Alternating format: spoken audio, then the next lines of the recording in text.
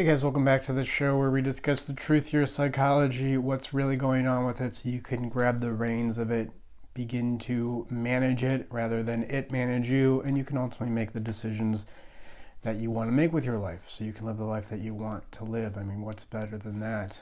So you can stop procrastinating so much. I know there's lots of opportunities to procrastinate on the internet. You're probably procrastinating right now if you're watching YouTube, right? And if you want to continue procrastinating, not that I fully endorse procrastination, but we all do it to some degree. So if you are going to do it, watch my channel. Also, I did an interview with the dating coach Patrick Stedman earlier this week. I'll link it in the description, so you go check that out. It's 2 hours. So wow, that's 2 hours of awesome opportunity you get to procrastination. But it's not really procrastination because you're learning, right? You're getting insights into your psychology. So it's totally not procrastination, you guys. So yeah, go check that out. We have 2 questions from one listener, and these seem like disparate, separate, disconnected questions, but I think we're going to find the unifying theme here, right? That's what's key to do with your psychology and your emotional issues. Is it seems complex. It seems like there's all these disconnected issues, emotional issues affecting you, all these disconnected situations, but there is a unifying theme. When we look at fundamentally what your psychology must be if you were to have a psychology, what emotions must be if you were to have emotions, and how they must work based on what your nature is, then we can begin to unify these seemingly disparate issues. It doesn't help you work through any of your issues. Oh, well, it does. I mean, it doesn't automatically make the issue go away, but at least gives you a clear path forward. So we can at least take out the complexity and make it simple, and that's what we'll do with these 2 issues. So the first one is about female sexuality and what we need to do to really, what would you say here? To really come to terms with female sexuality and what that is. And the other one is about codependence. We'll do the codependence first, then bring it around to female sexuality. So his question is about when people who have trauma, how they treat their children, how people with trauma treat their children or people in their family or maybe close friends. They treat them in a negative way. They're very critical of them. They may even abuse them or lash out or criticize them excessively.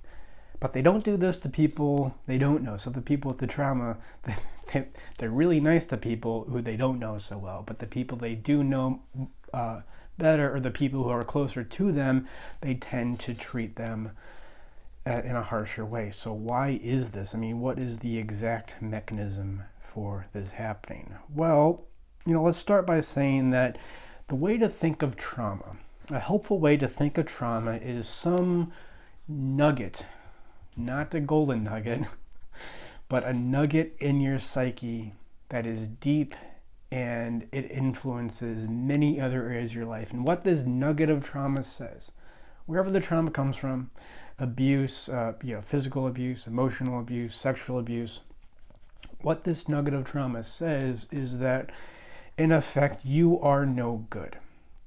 You are not a good person.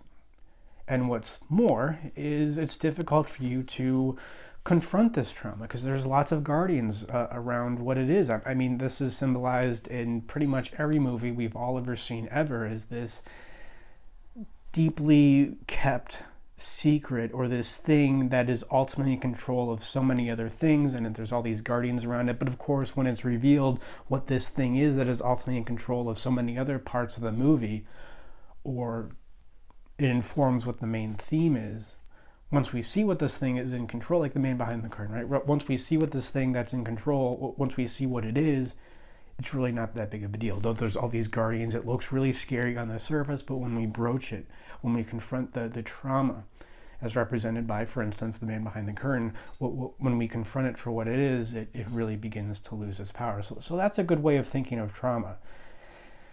So what if you had a belief deep in your psyche that said you were no good? How would you act? Well, first of all, what this listener doesn't bring up, but definitely happens, is the first thing you would do is you would beat yourself up. We often look at people who are traumatized and say, well, how could you treat your friends and your family and the people closest to you, your children? How could you treat them in such a negative way? And the flip side of that is, well, yeah, they do treat them in a negative way, but you should see how people who are really traumatized, how they treat themselves. Like, however people are traumatized usually, however critical they are of, for example, their children, they are 10 times that critical of themselves. Whatever they say to their brother or their sister, they say way worse things to themselves, right? So you're this person who is no good. By extension, the people closest to you are no good. That is the lack of boundary caused by the dysregulated trauma, right? The trauma we don't have aware of. This causes a boundary issue. So the people who are close to you, they aren't their own separate person. They are a part of you. So you will, in effect, beat them up the way that you beat yourself up. And it's all a way to avoid. Confronting the traumatic issue for what it is and talking through it in a healthy way, so it begins to lose its power. Because your children are an extension of you. The other people in the neighborhood, they aren't an extension of you. You want to put on the best front for them, because it's all about protecting yourself from them. It's all about getting them to not see your deep-seated trauma issues.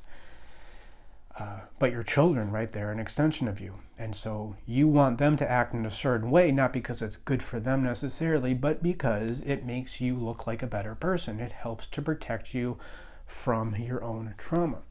Because, again, you have the boundary issue, again, caused by the dysregulated emotion, here, trauma that we're talking about, and insecurity, dysregulated insecurity, trauma, it's all, kind of the same thing. We're all traumatized to some degree. No, we don't all have capital T trauma, but, there's a lot of gray area between how we're all traumatized versus, like genuine PTSD. I think you have to look at a fMRI or an MRI of your brain to really see genuine, we'll just say, for example, PTSD.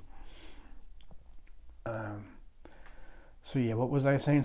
You are always acting in a way to protect yourself from this deeply held belief that you are no good, yet it's this you are no good belief that, of course, informs so much of your other actions, which explains why you lash out at family members or people closest to you, not so much people who, who live down the street, for instance.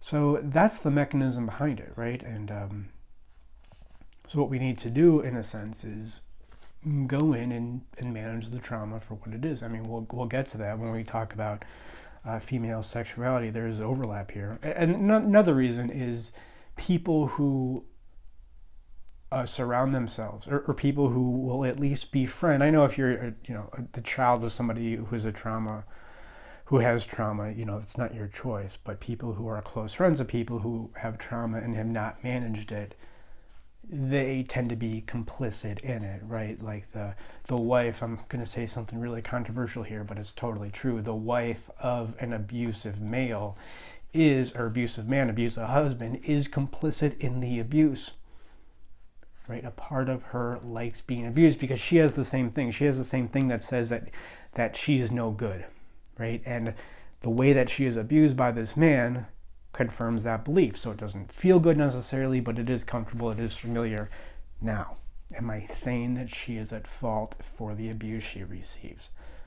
Of course, I'm not saying that. Is she responsible? Yes, of course. If she is an adult, and hopefully if she's married, she's an adult, then she is, of course, responsible for her issues.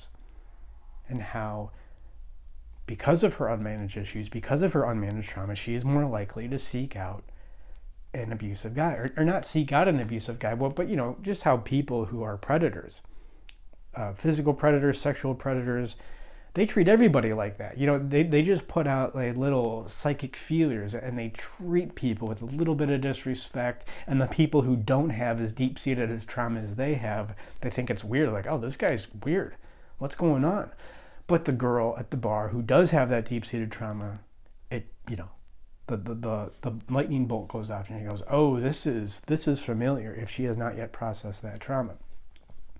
She is not at fault, of course, for how she is abused, but she is, of course, responsible by who she is metaphysically to manage her trauma, so the next time she comes across a guy who is going to be abusive or going to be a predator in any way, she goes, oh, that's weird, right? She just has that immediate reaction because she's managed the trauma. So that's kind of the flip side of why people close to people who have trauma are often abused, because they want to be abused.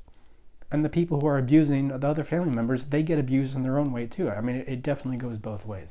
So that's enough on that for now, and we'll come back to that when we talk about female sexuality. The other question this listener has is, I know I talked about before how just as a society, as a culture, we have not really come to terms with female sexuality in all its power. We are not ready to come to terms with female sexuality, maybe, and he asks why, or what are we afraid of, and what would happen if female sexuality was, quote, let loose, or let out of the bag. Well, I think female sexuality is out of the bag. It always has been out of the bag. It's just we haven't come to terms with the fact that it is, and I think it's very similar, of course, to, as I implied in the intro there, it's very similar to the issue of codependence and trauma and separation, right? Working through your trauma means separating from that deeply held belief that you are no good. It means that belief no longer has a hold on you the way that it once did, and no longer infuses as many of your thoughts, beliefs, and actions, emotions as it once did. And that's the same issue with sexuality. I mean, women are the gatekeepers of sexuality. Women are sexually more valuable than men. Women are biologically more valuable than men. That is just the truth of who we are, and it's going to be that way until we become a different species. I mean, just it's not the only example, but the one example of this, of course, is men produce millions of sperm a day. Women only have a select number of eggs they can produce, or they have produced throughout their lifetime. Women, it is more important for them to be choosier when it comes to sexual partners than men are. And there's nothing we can do about that. Now, there's ways that men can do, there's things that men can do to kind of shift the odds in their favor, to make it more equal. But ultimately, you're just shifting the odds to give yourself a better advantage so you can create a healthier relationship with a woman because you separate from the sexuality. So I guess before I get to that, maybe that would be a good time to bring it up now. Well, I'll get to that later. But first, so what do I mean by we haven't come to terms with female sexuality is we have not fully separated from the fact. We have not fully come to terms with the fact that women are sexually more valuable than men are. Women are biologically more valuable. And what this looks like in the real world is that when a woman rejects us, if we have not come to terms with our sexuality, if we have not separated from our sexuality, we'll get to it. If a woman rejects us, we take it really personally. It means something about who we are if a woman doesn't like us, if a woman doesn't text us back after a first date, for instance, because we have not gone through the process of separation. Just like when we're 13 and our parents do something that's really embarrassing. Of course, everything our parents do is embarrassing when we're 13 because, again, we have not separated from our parents. This is why I talk about the stages of adult development as stages of separation. First, there's parent separation. I mean, that's pretty explicit. You need to separate psychologically from what your parents are. So your parents' emotions don't affect you anymore. Who your parents are don't affect you anymore. How your parents feel don't affect you anymore. How your parents behave around your friends, it doesn't bother you anymore because you are not them. You've gone through the work of separating. Very similar to the separation work we need to, of course, do with our trauma. And this could be, fall in line with the parent separation if the trauma involves our parents, which it usually does. There's some authority figure. And this is the work we need to do with our sexuality as well. So, another stage of adult development before we get to sexuality is your friends. And what you're doing there, right? What I always say about that is you have separated from your friends when you can be around them and neither feel the need to destroy men who are, seem more powerful than you, nor do you feel the need to destroy or to, you don't feel the compulsion to be destroyed by men or, to destroy, which is kind of there's a relationship there. Men who are powerful than you, nor do you feel better or feel superior to men who are typically we would see as have less status than you. So maybe they make less money. I mean, do you just inherently feel better around men who make less money than you? Right? That is an issue. That is a status issue you have not yet fully separated from. It still means a lot to you. You are neither better nor are you worse than other people of the same sex just because you happen to make more or less money than they make. Similar with our work separation. What effectively we do with our work is as we get better at developing an interest and being able to help other people with that, that's what work is, we make it mean less and less about us, right? We are more separated from the outcome of what the work is. Similar with our sexuality. If we have not yet separated from our sexuality, the approval or disapproval of women makes a big deal. And this is why I think that sexual initiation is really vital. And I think the best way for young men to initiate themselves sexually, to separate themselves, I'm just saying the same thing in different ways, to separate themselves from their sexuality is the cold approach. Or, I come from this ancient civilization called the late 90s, early aughts, where we just called that talking to women, and that's just what you did. There was no other real way to get a girl to go out with you. You had to talk to women. And you need to be rejected by women. You need to see that look on a woman's face when you can just tell. She doesn't have to say it because she's too nice. Maybe if she's drunk, she'll say it. But she's typically too nice to say, you are an inferior match for me. There is not, if we were the last person on earth kind of thing, I still wouldn't. And you need to be able to look at what her expression on her face is when she's thinking that. And it's important to come to terms with that. Important to come to terms with the fact that some women are going to feel that way about you no matter what you do. No matter how good looking you are, no matter how tall or how much hair or how much money you have, there's just nothing you can do about that.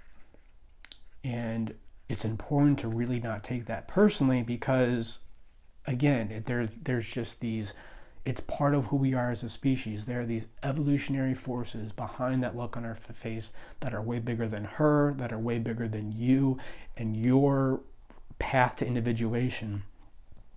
So there's nothing to take personally. Now, of course, as I was saying before, there's things you can do to, as a man, to skew the odds in your favor.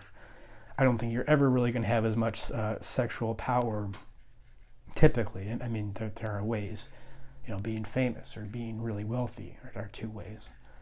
But without doing something like that, there's still things that you can do to just skew the odds in your favor by, I would say, getting a boundary, getting a life together, managing your emotional issues, and developing the kind of life where you can put yourself in front of enough women who you would potentially be interested in. So one of them sees you and you're much more likely to meet a girl who can really latch on to you and a girl who's a good fit for you. Right now you're doing some of the selecting too.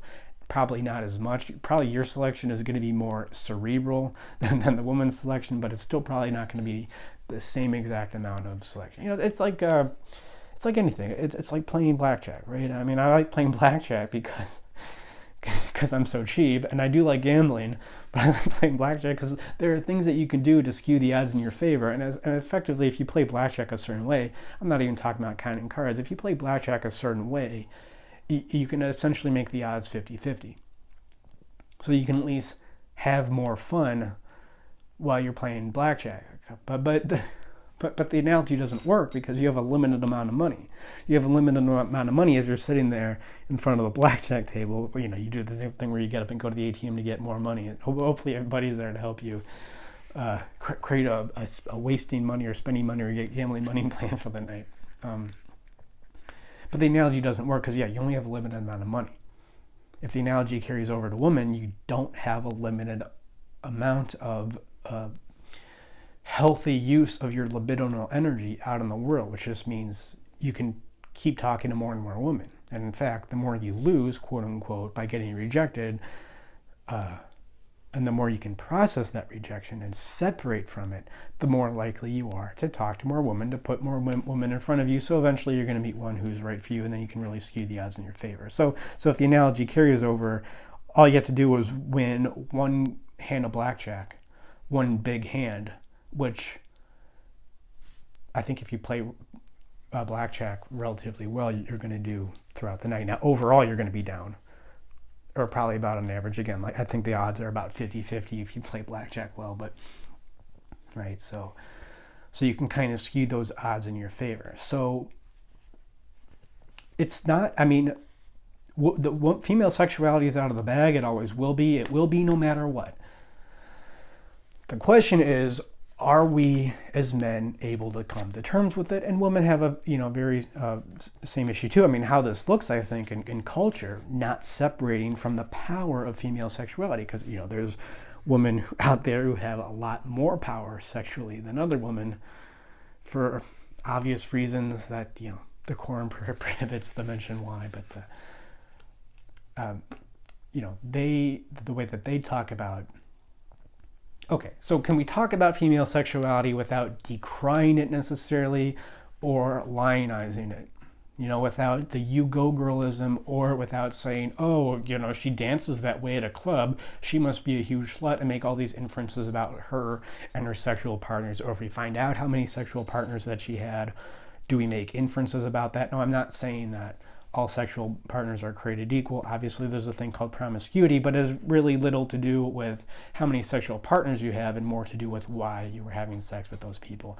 Are you doing it as a genuine outcrop of this connection you're making with somebody, or are you doing it to receive validation, right? Those are, and on the surface, it looks the same, but actually it's psychologically totally different. One, I think, is healthy, natural, all those great things. The other one is maladaptive, if you're using sex to get validation. I mean, that's the female version of not separating from her sexuality, really not managing it in a healthy way.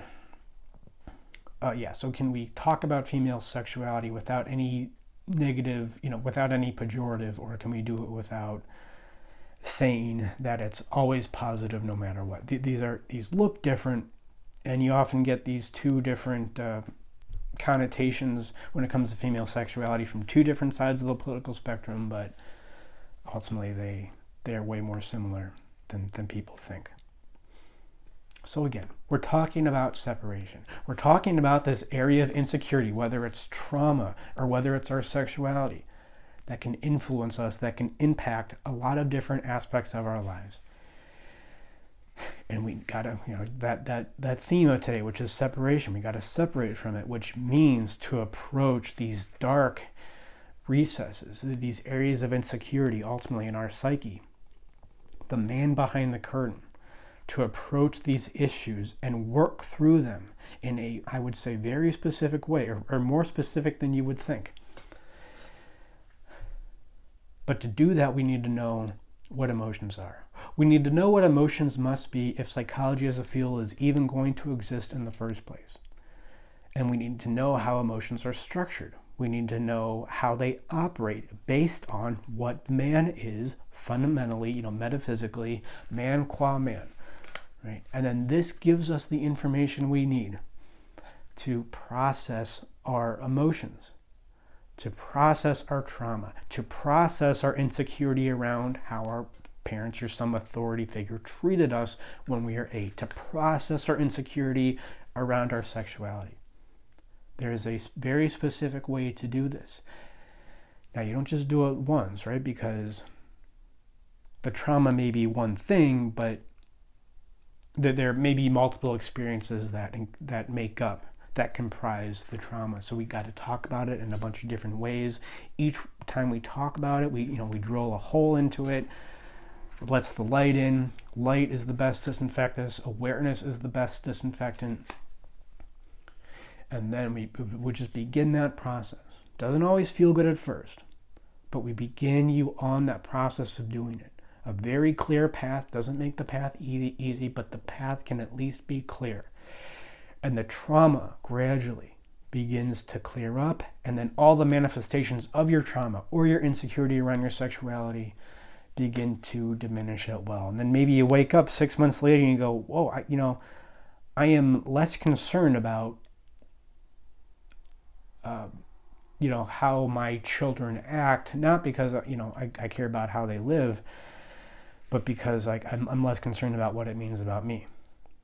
Oh, maybe I was upset at my children's behavior, not because there was anything wrong with their behavior necessarily, but I thought it reflected negatively on me. And then you just begin the process of doing this. And of course, go back to what I talked about before, this leads to progress inevitably in your life. I can't say how long it's going to take, but it inevitably leads to progress, and that is the perfection, right? And now we're the Ouroboros. The end is the beginning. You actually see, the process, even as talking through one situation in a certain way, processing the trauma, processing the insecurity in a certain way, that is the end. The beginning is the end. That is the perfection.